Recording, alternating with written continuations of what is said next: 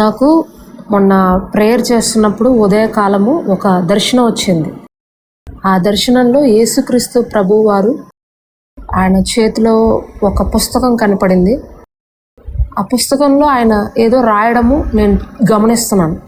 కొద్దిసేపు అలాగే నేను గమనిస్తున్నాను, ఆయన ఏం రాస్తున్నారు, అసలు ఆ పుస్తకం ఏంటి, ఎందుకు అలా పట్టుకొని దాన్ని అలా రాస్తున్నారు, అందులో ఏముంది అని చాలా క్యూరియస్గా నేను పరిశుద్ధాత్మ దేవుణ్ణి అడగడం ప్రారంభించాను. పరిశుద్ధాత్మ దేవ, ఇది ఏంటి, దీని వెనకున్న అర్థం ఏంటి, ప్రభు ఏం రాస్తున్నారు ఏంటి అని అడుగుతున్నప్పుడు పరిశుద్ధాత్మ దేవుడు ఆ ఒక్క దర్శనం గురించినటువంటి అర్థాన్ని నాకు చెప్పడం ప్రారంభించారు. అదేంటంటే, యేసుక్రీస్తు ప్రభువారు నాతో చెప్తున్నారు, నువ్వు ఏదైతే నా రాజ్యం కొరకు, నా నీతి కొరకు నువ్వు కొన్ని మంచి కార్యాలు చేసావో, కొన్ని మంచి పనులు నా కొరకు నువ్వు చేసావు గత కాలంలో, వాటన్నింటినీ నేను నోట్ చేసుకుంటున్నాను ఒక బుక్లో. వాటన్నింటి గురించి నేను ఒక్కటి కూడా విడిచిపెట్టకుండా, ఒక్కటి కూడా మర్చిపోకుండా ప్రతిదీ నేను నోట్ చేసుకుంటున్నాను అని నాతో చెప్పారు. అప్పుడు నేను అన్నాను, ప్రభువా, నువ్వు ఇలా ఎందుకు నోట్ చేసుకుంటున్నావు, దీన్ని ఇలా నోట్ చేసుకోవాల్సినంత అవసరం ఏంటి అని అడుగుతున్నప్పుడు ప్రభు అంటున్నారు నాతో, నువ్వు ఏదైతే చేసావో, నువ్వు ఏదైతే నా కొరకు కష్టపడ్డావో, ఏదైతే చిన్న చిన్న త్యాగాలు, చిన్న చిన్న కార్యాలు చేసావో, దానికి తగిన బహుమానం నేను నీకు ఇవ్వాలనుకుంటున్నాను, అందుకనే ప్రతిదీ నేను రాసుకుంటున్నాను అని నాతో ప్రభు స్పష్టంగా ఆ రోజు ఉదయము నాతో మాట్లాడడం జరిగింది. హల్లెలూయా. ఈ సందర్భంలో నేను ఈ యొక్క దర్శనాన్ని బట్టి ప్రభు నేను ఆ రోజు ఎంతగానో స్తుతించాను. ప్రభువా, నీకు వందనాలు. నేను ఆ రోజు ఎంతో నిరాశపడుతున్నాను, ఎందుకంటే నేను చేసిన పనులు కొన్ని పనులు నాకే నచ్చవు ప్రభువా. నేను నీకు నచ్చినట్లుగా నేను కొన్ని సందర్భాల్లో జీవించను. నీకు తృప్తి కలిగే విధంగా నా లైఫ్ అయితే ఏమీ లేదు ప్రస్తుతానికి. కానీ నా యొక్క ఫెయిల్యూర్స్ని కానీ, నా యొక్క తప్పైన పనులు కానీ నువ్వు రాసుకోకుండా కేవలము నేను చేసిన మంచి పనులే నువ్వు రాసుకుంటున్నావు. నువ్వు ఎంత మంచి దేవుడివి ప్రభువా. మనుషులైతే వారి కొరకు మేము ఏదైతే మేలు చేశామో ఆ విషయాల కన్నా కూడా మేము ఏదైతే వాళ్ళ విషయంలో కొంచెం గాయపరిచినా, కొద్దిగా ఏదైనా తప్పు చేసినా ఆ విషయాన్ని భూతద్దంలో పెట్టి అది ఇంకో నలుగురికి వెళ్ళి చెప్తారు. కానీ నువ్వు మాత్రము నీకు నేను ఎలా ఉన్నా సరే, నేను ఏ విషయంలో నిన్ను గాయపరిచినా, నిన్ను బాధ పెట్టినా, నేను ఎక్కడైనా దోషం చేసినా సరే అవన్నీ నువ్వు రాసుకోవట్లేదు, అవన్నీ నువ్వు పట్టించుకోవట్లేదు. కానీ కేవలము నా మేలులు మాత్రమే, నా మంచి పనులు మాత్రమే నువ్వు రాసుకుంటున్నావు. నువ్వు ఎంత మంచి దేవుడు ప్రభువా. రాసుకోవడం మాత్రమే కాదు, దానికి మళ్ళా నాకు ఒక బహుమానం కూడా నువ్వు ఇస్తానంటున్నావు అతి త్వరలో. నువ్వు ఎంత మంచి దేవుడు ప్రభువా అని ఆ రోజు నేను ప్రభుని ఎంతగానో స్తుతించానండి. అయితే ఈ సమయంలో నాకు ఒక వాక్యము చెప్పాలి అని అనుకుంటున్నప్పుడు ఈ దర్శనం జ్ఞాపకం వచ్చింది. ఆ ఒక దర్శనానికి తగినట్లుగా నాకు ఒక వ్యక్తి జ్ఞాపకం వచ్చారు. ఆయన కూడా సేమ్ ఇట్లాగే ఒక మంచి పని చేశాడు. ఆయన చేసిన పనిని ఎవ్వరు గుర్తించలేదు ఆ ఊర్లో. ఆయన ఎంతో గొప్ప పని చేశాడు. ఒక రాజుని మరణం నుండి తప్పించినా సరే దాన్ని ఎవరూ పట్టించుకోలేదు, దాని గురించి ఎవరూ పెద్దగా ఆయనని జ్ఞాపకం చేసుకోలేదు. సరికదా, ఆయన పైనకు మరణం రావడానికి ఒక థ్రెట్ కూడా ఆయన మీదకు వచ్చింది. ఆయన ఎవరో మీలో ఎవరైనా గెస్ చేయగలుగుతారా? మొర్దెకై. Yes, correct. ఆయన మొర్దెకై గారు అశ్వేరోషు రాజుని మరణం నుండి తప్పిస్తాడు. అయితే ఆ ఒక్క రాజ్యంలో ఉన్నటువంటి శత్రువైన హామాను ఈ యూదులంటే పడక, యూదుల్ని ఎలాగైనా సరే రాజ్యంలో నుండి వెళ్ళగొట్టాలి అన్న ఒక దుష్ట ఆలోచన కలిగి ఉండి మొర్దెకైని చంపించాలి అని ఒక కుయుక్తి పన్నుతాడు, ఒక పన్నాగ పన్నుతాడు. ఇదంతా సంగతి అంతా మీకు తెలిసిందే. అయితే మొర్దెకై ఎప్పట్లాగానే తను రాజుగారిని తప్పించాడు. దాని గురించి ఆయన ఎవ్వరికి చెప్పుకోలేదు. ఎవ్వరికి ఆయన ఈ సంగతి జరిగిందన్న విషయం కూడా ఎవరు పెద్దగా జ్ఞాపకం చేసుకోలేదు. అయినప్పటికీ ఈ యొక్క సమాచారం అంతా రాజ్యపు సమాచార గ్రంథంలో లిఖించబడి ఉందంట. రాజ్యపు సమాచార గ్రంథం ఎవరెవరు మేలుకరమైన పనులు చేశారో, రాజుకి మేలు కలిగే విధంగా చేశారో ఆ యొక్క సంగతులన్నీ కూడా సమాచార గ్రంథంలో రాయబడి ఉన్నవి అని ఇక్కడ వాక్యం తెలియజేస్తుంది. ఎస్తేరు గ్రంథము 6వ అధ్యాయంలో ఈ విధంగా రాయబడింది. నేను చదువుతాను, జాగ్రత్తగా మీరు వినండి. ఎస్తేరు గ్రంథము 6వ అధ్యాయము మొదటి నుండి నేను చదువుతాను. ఆ రాత్రి నిద్ర పట్టకపోయినందున రాజ్యపు సమాచార గ్రంథము తెమ్మని రాజు ఆజ్ఞ ఇయ్యగా అది రాజు ఎదుట చదివి వినిపింపబడెను. ద్వారపాలకులైన బిక్తాను, తెరేషు అను రాజు యొక్క 2 నపుంసకులు రాజైన అహష్వేరోషును చంప యత్నించిన సంగతి మొర్దెకై తెలిపినట్టు అందులో వ్రాయబడి ఉండెను. రాజు ఆ సంగతి విని, ఇందు నిమిత్తం మొర్దెకైకి బహుమతి ఏదైనను ఘనత ఏదైనను చేయబడెనా అని అడుగగా రాజు సేవకులు అతనికి ఏమీ చేయబడలేదని ప్రత్యుత్తరం ఇచ్చారు. అప్పుడు ఆవరణంలో ఎవరున్నారని రాజు చెప్పెను. అప్పటికి హామాను తాను చేయించిన ఉరికొయ్య మీద మొర్దెకైను ఉరి తీయంప సెలవిమ్మని రాజుతో మనవి చేయుటకై రాజనగరం యొక్క ఆవరణలోనికి వచ్చి ఉండెను. ఒక రాత్రి ఆ అహష్వేరోషు రాజుకి నిద్ర పట్టకపోతే రాజ్యపు సమాచార గ్రంథం తెమ్మని అక్కడున్న భటులకి ఆయన చెప్పాడంట, ద్వారపాలకులకి. అప్పుడు వాళ్ళు తీసుకొచ్చి ఆ బుక్ ఇచ్చినప్పుడు ఆ బుక్లో 2 నపుంసకులు రాజైన అహష్వేరోషును చంపించాలి అనే సంగతి మొర్దెకై తెలిపినట్టు అందులో వ్రాయబడి ఉంది. ఈ యొక్క విషయం అంతా రాజుగారు చదువుతున్నారు. వెంటనే రాజుగారికి సంతోషం అనిపించి అన్నాడంట, మరి ఇంత మంచి పని చేశాడు కదా, నన్ను మరణం నుండి తప్పించాడు కదా, మరి ఈయనకి ఏదన్నా మంచి చేశారా, మీరు ఏదన్నా బహుమానం ఇచ్చారా అని అడిగితే ఇంతవరకు ఏం జరగలేదు అని చెప్పారంట అక్కడున్న ద్వారపాలకులు. అప్పుడు వెంటనే రాజు అన్నాడట, ఎవరున్నారు బయట, పిలవండి. ఇంత మంచి సంగతి జరిగినప్పుడు మొర్దెకై అనే వ్యక్తి నన్ను కాపాడినప్పుడు అతనికి ఒక్క బహుమానం కూడా ఇవ్వకుండా మనం ఎలాగా అతన్ని తృణీకరిస్తాము?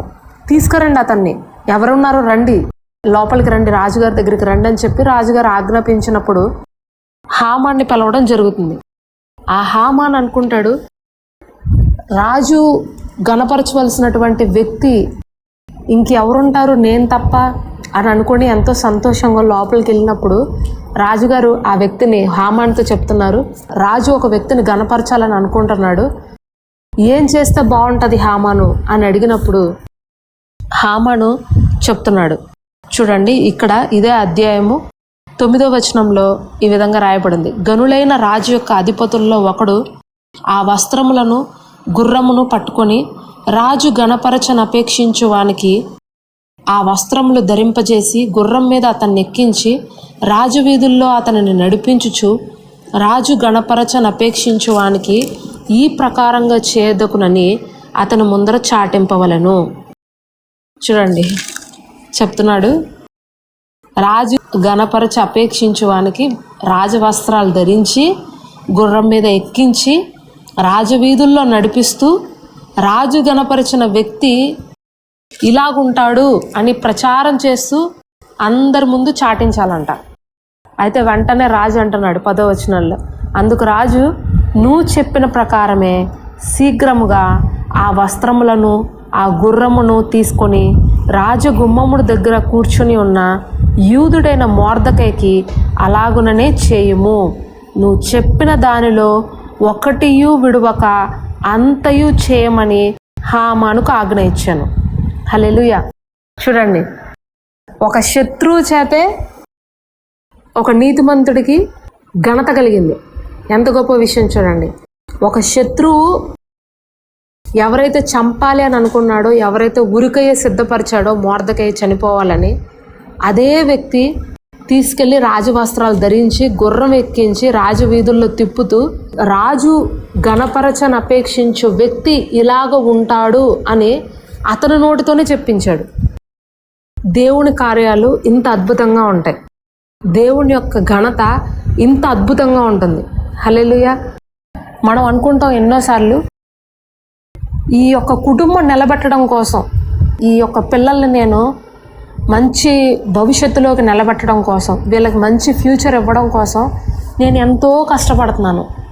పగలనక రాత్రనక నా యొక్క శరీరం క్షీణించిపోతున్నా సరే, నా యొక్క ఆరోగ్యం క్షీణించిపోతున్నా సరే, నేను వీళ్ళ కోసం కష్టపడుతున్నాను, ఈ కుటుంబం కోసం కష్టపడుతున్నాను, ఉద్యోగం చేస్తున్నాను, డబ్బులు తీసుకొస్తున్నాను, ఒక్క రూపాయి నేను తినకపోయినా నా కుటుంబం బాగుండాలని, నా బిడ్డలు బాగుండాలని ఎంతో చేస్తున్నాను, నా అత్తమామలు బాగుండాలని వీళ్ళ కోసం ఎంతో కష్టపడుతున్నాను, నా భర్త బాగుండాలని ఎంతో కష్టపడుతున్నాను. అయితే వీళ్ళెవ్వరూ నన్ను గుర్తించట్లేదే, వీళ్ళెవ్వరూ కూడా నేను చేసిన కార్యాలకు కానీ, నేను చేసిన త్యాగానికి కానీ ఒక్కళ్ళు కూడా వచ్చి నాకు థ్యాంక్స్ కూడా చెప్పరే కనీసం. అమ్మా ఈరోజు నువ్వు వంట బాగా చేసావు అని చెప్తే ఎంత బాగుంటుంది తల్లికి, వండిన తల్లికి. నిజంగా మనం పడిన కష్టం అంతా కూడా ఆ ఒక్క మాటలో ఎగిరిపోతుంది కదండి. ఒక్క మాట చాలు, నువ్వు మంచిగా చేసావమ్మా అని ఒక చిన్న అప్రిషియేషన్. కానీ చాలామంది ఆడవాళ్లకు, చాలామంది గృహిణీలకు, అలాగే చాలామంది కష్టపడి పనిచేసే తండ్రులకు ఆ అప్రిషియేషన్ అనేది ఉండదు. చాలా గృహాల్లో ఎంత కష్టపడి పనిచేసినా ఇంకా చెయ్యి, ఇంకా చెయ్యి, ఇంకా చెయ్యి, ఇంకా చెయ్యి అని ఒక జలగా రక్తం పిండుకుని ఎలా తాగేస్తుందో అలా పిండుకుని తాగేస్తారనమాట. మన శరీరంలో ఉన్న ఒక రక్తపు బొట్టు కూడా ఇక మిగలకుండా పూర్తిగా ఇంకా దాన్ని పీల్చి పిప్పి చేసేస్తారంటారు చూడండి. ఆ విధంగా అనేక కుటుంబాల్లో ఈ రోజుకి కూడా అలాగే ఉన్నాయి. ఎంత చేసినా, ఎంత తెచ్చిపెట్టినా సరే చాలామంది గృహాల్లో కృతజ్ఞత ఉండదు, ఒక ఎప్రిషియేషన్ కూడా ఉండదు. దాన్ని ఎవరూ కూడా జ్ఞాపకం చేసుకోరు కూడా. ఎందుకు చేయరు? చెయ్యాలి. వాళ్ళు కాకపోతే ఇంకెవరు చేస్తారు? వాళ్ళు కాకపోతే కష్టపడకపోతే ఇంకెవరు కష్టపడతారు? మేం కష్టపడాలా? తల్లిగా నువ్వే చేయాలి, తండ్రిగా నువ్వే చేయాలి, అది నీ బాధ్యత అని అంటారు. అవునండి, అది నీ బాధ్యత కాబట్టి నువ్వు చెయ్యాలి, ఎవరి కోసం చేయవు అని అంటారు. ఇలా ఎదిరించే పిల్లలు కూడా ఉన్నారు చాలామంది గృహాల్లో, ఎదిరించే భర్తలు కూడా ఉన్నారు. అయినప్పటికీ చాలామంది వాళ్ళ కడుపులో పెట్టుకొని పోనీలే నా కుమార్తె కదా, పోనీలే నా కుమారుడే కదా, పోనీలే నా భర్తే కదా, ఎందుకు మనము వీళ్ళ కోసం చేయకూడదు, ఎందుకు మనం వీళ్ళ కోసం కష్టపడకూడదు? ఒక్క ఎప్రిషియేషన్ కూడా తల్లి కానీ తండ్రి కానీ కోరుకోడండి. నిస్వార్థంగా చేస్తారు కుటుంబం కోసం. అయితే ప్రభు అంటున్నారు, నువ్వు ఏదైతే ఒక కుటుంబం నిలబెట్టడం కోసం, ఒక వ్యక్తిని నువ్వు ఫ్యూచర్లో మంచి స్థానంలో నిలబెట్టడం కోసం, అతని హృదయంలో, అతని ముఖంలో నవ్వు చూడటం కోసం నువ్వు కష్టపడుతున్నావు, నువ్వు త్యాగం చేస్తున్నావు, ఆహారనిశలు నువ్వు ఎండనక వాననక నువ్వు కష్టపడుతున్నావు, దాన్నంతా నేను రాసుకుంటున్నాను, దాన్నంతా నేను భద్రపరుచుకుంటున్నాను. నువ్వు బాధపడద్దు, నీ బహుమానము నా వద్ద ఉన్నది, నీ జీతము నా వద్ద ఉన్నది. హల్లెలూయా. కొంతమంది సేవ చేస్తారు, సేవ చేసే వాళ్ళ బాధలు ఇంకా చెప్పనక్కర్లేదండి. ఒక గృహిణికి, ఒక ఫాదర్కి కేవలం వాళ్ళు ఎదురుకుండా కనిపిస్తున్న 2 పిల్లలు కావచ్చు, 3 పిల్లలు కావచ్చు, ఒక అత్తమామలు కావచ్చు, వాళ్ళే ఉంటారు, 4-5 ఉంటారు బహుశా.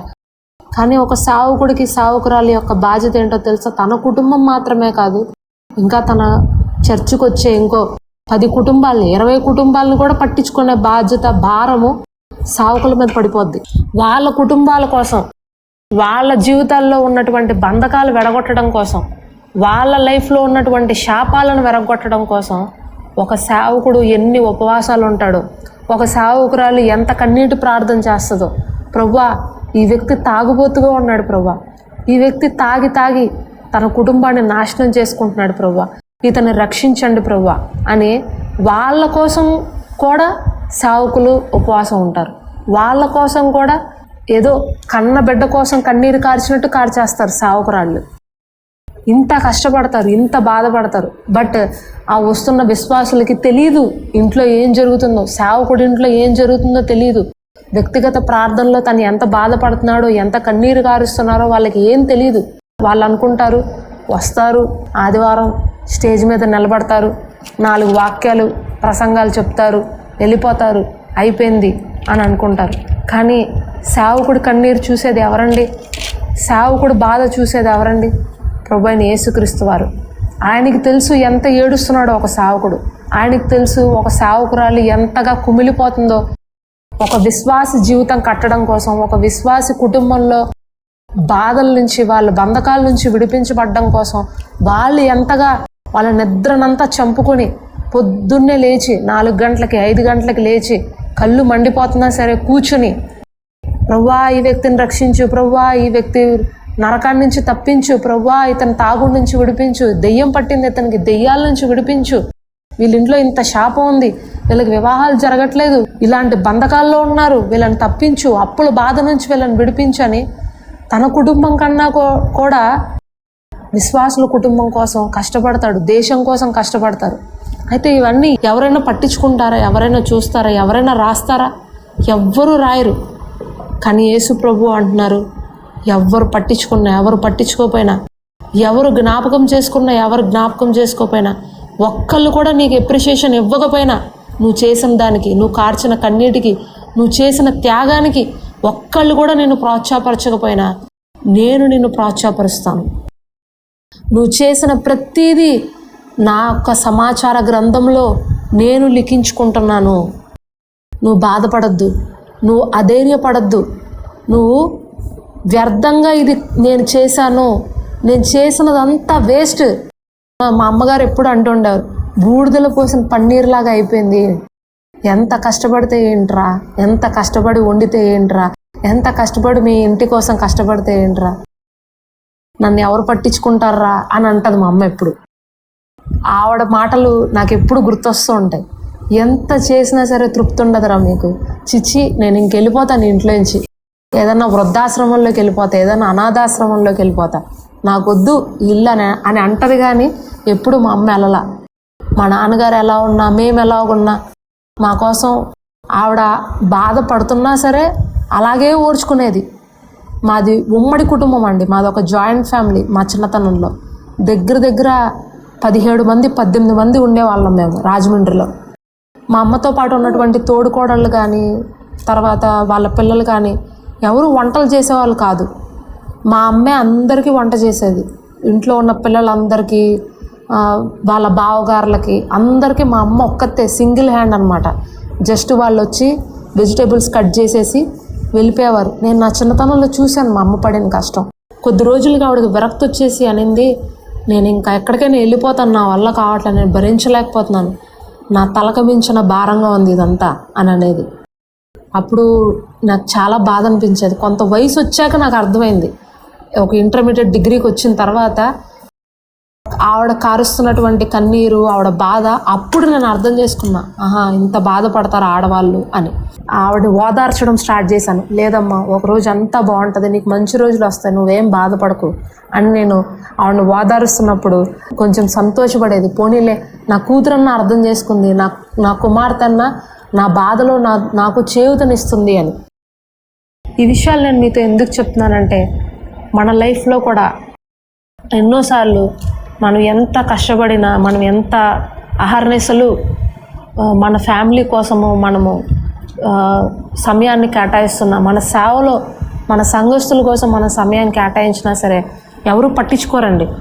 ఎవరు కూడా మనల్ని కనీసం ఒక ప్రోత్సాహం, మీకోసం మేము ప్రార్థన చేస్తామండి, మీతో కలిసి మేము అడుగేస్తామండి, మీరేం భయపడద్దు, మీరు ధైర్యంగా ఉండండి అని చెప్పేవాళ్ళు కూడా కరువైపోతారండి కొన్ని సేవల్లో.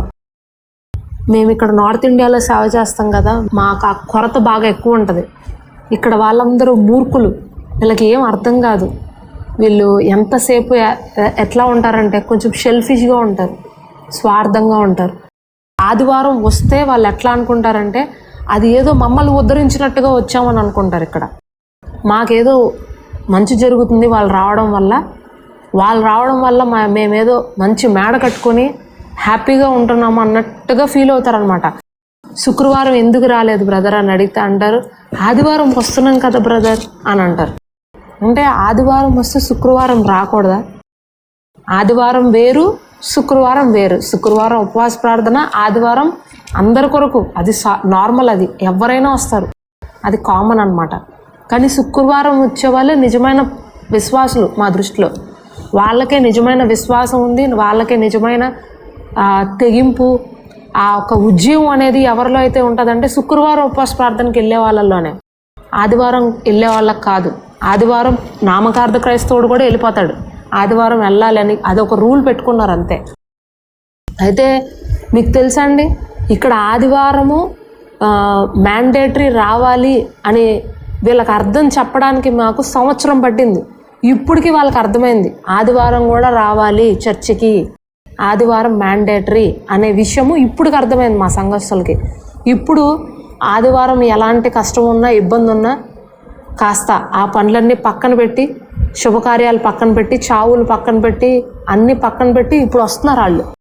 ఆదివారం లైన్లో పడ్డారు. ఇంకా శుక్రవారాలు ఇప్పుడిప్పుడు చెప్తున్నాం, మళ్ళీ శుక్రవారాలు కూడా అలవాటు చేస్తున్నాం కొంతమందికి. దేవుడు కృపను బట్టి కొన్ని కుటుంబాలు వస్తున్నాయి, ఇంకా రావాలి. దయచేసి ఈ విషయం కోసం మీరు ప్రార్థన చేయండి. ఎంతో పోరాటాలు ఉన్నాయి ఇక్కడ, అయినప్పటికీ ప్రభు కృపను బట్టి విశ్వాసంతో ఇక్కడ మేము చేస్తున్నాము సేవ. ఇవన్నీ ఎవరికి అర్థం కాదు, ఎవరు పట్టించుకోరు. అయితే ప్రభు ఇదే నిరాశలో నేను ఒకరోజు కూర్చుని మొన్న 2 రోజుల క్రితం ప్రేయర్ చేస్తున్నప్పుడు ప్రభు అంటున్నారు, నా కుమార్తె నువ్వు బాధపడకు, నువ్వు చేసేవన్నీ, నీ కుటుంబం చేసేవన్నీ నేను రాసుకుంటున్నానమ్మా, నువ్వేం బాధపడద్దు. ప్రతి దానికి నేను బహుమానం ఇవ్వబోతున్నాను అతి త్వరలో. నువ్వు కార్చిన ప్రతి కన్నీటికి కూడా జీతము నా దగ్గర ఉంది. నువ్వు దాని గురించి ఏమి దిగులు చెందద్దు, చింతించద్దు. ప్రతి భారం నా పైన వేసే, ప్రతి చింతను నా మీద విడిచిపెట్టు. నేను అన్నింటినీ పరిష్కరించగలిగిన శక్తి కలిగిన వాడను. హల్లెలూయా. ఇక్కడ యెషయా గ్రంథంలో ఒక మాట రాయబడి ఉందండి. ఈ వాగ్దానం మీకు చెప్పి ఈ యొక్క సందేశాన్ని నేను ముగిస్తాను. యెషయా గ్రంథము 49వ అధ్యాయము 4వ వచనం. యెషయా ప్రవక్త కూడా మనకులాగానే అనుకుంటున్నాడు. చూడండి, యెషయా గ్రంథం 49వ అధ్యాయము 4వ వచనం. అయినను వ్యర్థముగా నేను కష్టపడితిని, ఫలమేమీ లేకుండా నా బలమును వృధాగా వ్యయపరిచి ఉన్నాను అనుకుంటేనే. నాకు న్యాయకర్త యెహోవాయే, నా బహుమానము నా దేవుని యొద్దనే ఉన్నది. హల్లెలూయా. చూడండి, నా బహుమానము నా దేవుని యొద్దనే ఉన్నది. దేవుడు మీకు బహుమానం ఇవ్వబోతున్నాడండి. మీరు ఎవరి దగ్గర అయితే తలదించుకున్నారో, నిందల పాలవుతున్నారు, అవమానాల పాలవుతున్నారు, ఎవరైతే వీళ్ళ లైఫ్లో ఇంకా వీళ్ళకి ఎదుగు బొదుగు లేదు, వీళ్ళు ఇంతే, వీళ్ళు ఎక్కడ వేసిన గొంగలు అక్కడే అన్నట్టుగా ఉన్నారు, కష్టపడుతున్నారు కానీ వీళ్ళ లైఫ్లో ఒక అచీవ్మెంట్ లేదు అని ఎంతమంది అయితే మీ గురించి అనుకుంటున్నారో వాళ్ళందరూ ఎదుర్కొండానే ప్రభు మీకు ఒక గొప్ప బహుమానం ఇవ్వబోతున్నాడు. హల్లెలూయా. మీకు న్యాయాన్ని చేయాలని ప్రభు ఆశ కలిగి ఉన్నారు. నా న్యాయకర్త యెహోవాయే. బహుశా మనుషులు అన్యాయం చేయవచ్చు, మనుషులు మిమ్మల్ని విడిచిపెట్టచ్చు, మనుషులు మీరు చేసిన తప్పుల్ని, మీరు చేసిన దోషాలని ఎత్తి చూపచ్చు. కానీ కొరింథీయులకు రాసిన పత్రికలో ఉంది, ప్రేమ తప్పితాలను దాచిపెడుతుందంట, ప్రేమ దోషములను కప్పుతుందంట. హల్లెలూయా. ప్రేమ మనం చేసే తప్పుల్ని కప్పిపుస్తుంది. తల్లి ఎలా కడుపులో పెట్టుకుంటుందో పిల్లల మీద ప్రేమతో ఏ తప్పు చేసినా సరే, అంతకన్నా గొప్ప ప్రేమ ప్రభు అయిన యేసుక్రీస్తు వారిది. ఆయన నువ్వు ఎలాంటి తప్పు చేసినా సరే ఆయన కడుపులో పెట్టుకొని భరిస్తున్నాడు, ఆయన మర్చిపోతున్నాడు. బహుశా ఈ లోకంలో ఉన్న తల్లిదండ్రులైనా ఒక్కొక్కసారి కోపంలో అనేస్తారు, నువ్వు ఇలా చేసావు కదరా, అలా చేసావు కదరా అని. కానీ ప్రభు ఒక్కసారి కూడా నువ్వు చేసిన తప్పుని ఎత్తి చూపరు. ఇంకా పైగా అంటున్నారు, నువ్వు నా కోసం ఏదైతే కష్టపడ్డావో, నువ్వు నా కోసం ఏదైతే మేలులు చేసావో అన్నీ నేను రాసుకుని నేను నీకు బహుమానం ఇస్తాను అని అంటున్నారు. ఎంత మంచి దేవుడు అండి. మొర్దెకై జీవితంలో ఎగ్జాక్ట్గా ఇదే జరిగింది. చుట్టూ ఉన్నవారు ఎవ్వరూ ఆయన పట్టించుకోవాలి. ఆయన ఎంత మంచి పని చేసినా సరే ఆయన అందరూ పక్కన పెట్టేశారు. కానీ రాయబడవలసిన చోట రాయబడింది, ఘనత రావాల్సిన చోట ఘనత వచ్చింది. ఏ శత్రువు అయితే చంపాలనుకున్నాడో అదే శత్రువు ద్వారా రాజు గణపరిచిన వ్యక్తి ఇలాగుంటాడు అని చెప్పే విధంగా దేవాది దేవుడు చేశాడు.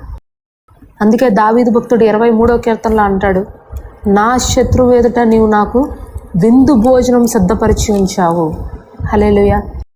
నా శత్రువు ఎదుట నీవు నాకు విందు భోజనం సిద్ధపరిచావు. నీ శత్రువులు కుళ్ళిపోయే విధంగా, మీ శత్రువుల యొక్క చెవులు చెవుడెక్కిపోయే విధంగా మీ జీవితంలో దేవుడు అద్భుతాలు చేయబోతున్నాడండి.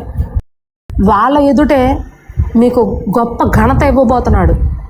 దేవుడు ఘనపరిచిన వ్యక్తి ఇంత గొప్పగా ఆశీర్వదించబడతాడా అని వాళ్ళ నోటితో వాళ్ళే చెప్పే విధంగా దేవుడు చేయబోతున్నాడు అతి త్వరలో. మీ ఇంట్లో ఎవరైతే మిమ్మల్ని చీప్గా మాట్లాడుతున్నారో, లేకపోతే మీ బంధువుల్లో ఎవరైతే మీ గురించి చీప్గా మాట్లాడుతున్నారో వాళ్ళే ఒక సాక్ష్యాన్ని చెప్తారు. నీ సాక్ష్యం నువ్వు చెప్పుకోకల్లా, నీ గురించి సాక్ష్యం అన్యులు చెప్పబోతున్నారు. ఎవరైతే నిన్ను ఎక్కిరిచ్చారో, ఎవరైతే నిన్ను దూషించారో, ఎవరైతే నువ్వు నాశనం అయిపోవాలని కోరుకున్నారో, ఎవరైతే నువ్వు ఎదగకూడదని కోరుకున్నారో, ఎవరైతే నిన్ను గుచ్చి పొడిచి వారి యొక్క మాటలతో నిన్ను నిందించారో, అవమానించారో వాళ్ళ నోటితోనే నీ జీవితంలో దేవుడు ఉండడము నేను చూశాను అని అంటారు. హల్లెలూయా. దేవుడు నీతో ఉన్నాడని నాకు అర్థమైంది అని చెప్తారు. నీ దేవుడు నీకు న్యాయం చేశాడు అని చెప్తారు. నీ దేవుడు ఇంత గొప్పవాడా, నువ్వు పడిన కష్టాలకి దేవుడు నిన్ను ఇంత గొప్పగా ఆశీర్వదించాడా అని వాళ్ళే చెప్పే విధంగా ప్రభు అతి త్వరలో చేయబోతున్నారు. కాబట్టి దయచేసి బాధపడద్దు, దయచేసి చింతించద్దు. నేను వ్యర్థంగా కష్టపడుతున్నాను, ఫలమేమీ లేకుండా వృధాగా నేను ప్రయాసపడుతున్నాను, దేవుని కోసం అహర్నిశలో కష్టపడుతున్నాను, సేవ కోసం అహర్నిశలో కష్టపడుతున్నాను, నాకు ఫలమేది, నాకు ప్రోత్సాహం ఏది, నాకు ప్రమోషన్ ఏది, నాకు గిఫ్ట్ ఏది అని మీరు అనుకోవద్దు. గిఫ్ట్ బహుశా ఈ లోకంలో ఎవ్వరు కానీ ప్రభు ఇస్తారు. ఆయన ఇచ్చే బహుమానము అద్భుత రీతిగా ఉంటుంది.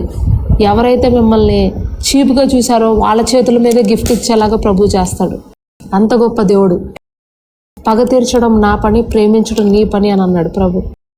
మీ చుట్టూ ఉన్నవారు మీతో ఎలా వ్యవహరించినప్పటికీ, ఎలా ఉన్నప్పటికీ మీరు వాళ్ళని ప్రేమించండి, వాళ్ళ కోసం ప్రార్థన చేయండి. కానీ పగ తీర్చుకోవడం ప్రభు పని. ఆయనకి విడిచిపెట్టండి. మీ పక్షాన ఆయన ఉండి వ్యాజ్యమాడి ఆయన మీకు న్యాయం చేస్తారు. హల్లెలూయా. మరి ఈ వాక్యము ద్వారా ప్రభు మీతో మాట్లాడారు అని నేను నమ్ముచున్నాను. దయచేసి వాగ్దానం మీ జీవితంలో నెరవేరాలని మీ అందరి కోసం ఈ సమయంలో నేను ప్రార్థన చేస్తాను. ప్రార్థన. కళ్ళు మూసుకోండి. మహాపరిశుద్ధుడు అయిన తండ్రి, నీకు వందనాలు, స్తుతులు, స్తోత్రాలు ప్రభా.